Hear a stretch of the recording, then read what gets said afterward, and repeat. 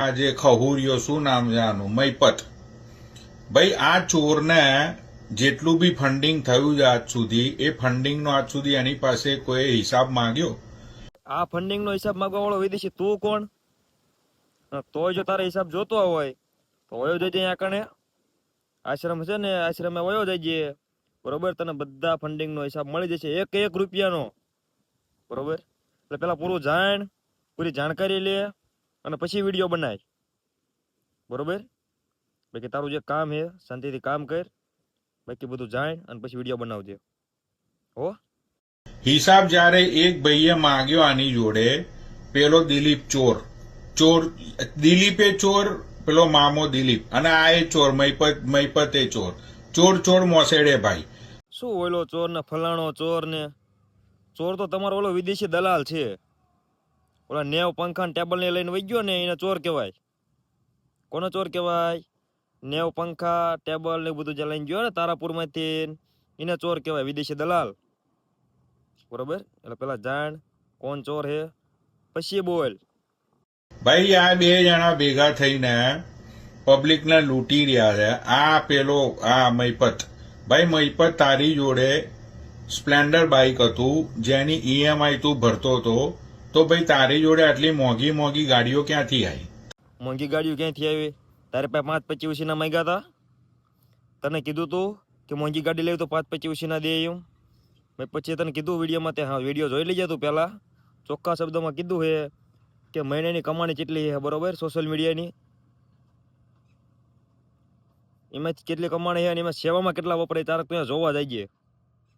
બસ આમાં કેમેરો લઈ લીધો, નવો કન્ટેન્ટ હાલે છે, વ્યૂઝ આપવાના છે, બસ સોટી જાઓ, સુધરી જાઓ, માણસ જોઈને બોલો ને ચેદુકના ફિટ થઈ જાઓ.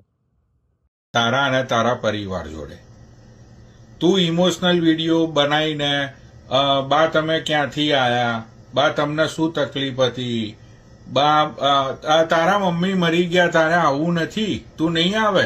તું ભાઈ આ બધી વિડીયો બનાવીને લોકો જોડેથી તે પૈસા લૂંટ્યા. હાલો, બા મરી ગયા એ તો ભાઈ કદાચ તારા બા અહીંયા હોય ને, એને અહીંયા મૂક્યા હોય ને, તો એ માં મરે ને એટલે ફોન કરવો ફરજ આવે બરોબર. અને તોય ફોન કર્યો તો ને સામે ઓલા ભડવાએ શું જવાબ દીધો હતો? મારી પાસે ટાઈમ નથી, હું અત્યારે નહીં આવી શકું, આમને તેમને તમે વિધિ બધી કરી નાખજો.